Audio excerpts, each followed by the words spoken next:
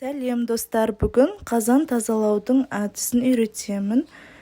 Егер де қазанды қандай әдіспен жеңіл әрі тез тазалауын іздеп жүрген болсаңыздар, осы әдісті ұсынамын. Жақында осы Азелит фирмасының қазан тазалағышын алып көрдім, өзім қолданып көрдім.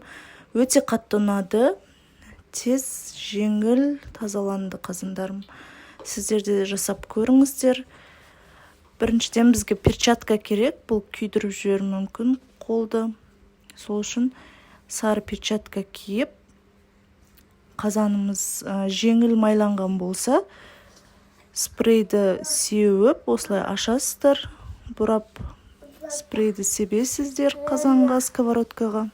Сеуіп болған соң 30 секундтан 2 минутқа дейін ұстаймыз. Сосын қазан қырғышпен қырып тастаймыз. Қазанды газға қойып қыздырып сепсеңіз де болады. Арнама жазылып кетіңіздер, осындай пайдалы ақпараттармен, лайфхактармен бөлісетін боламын.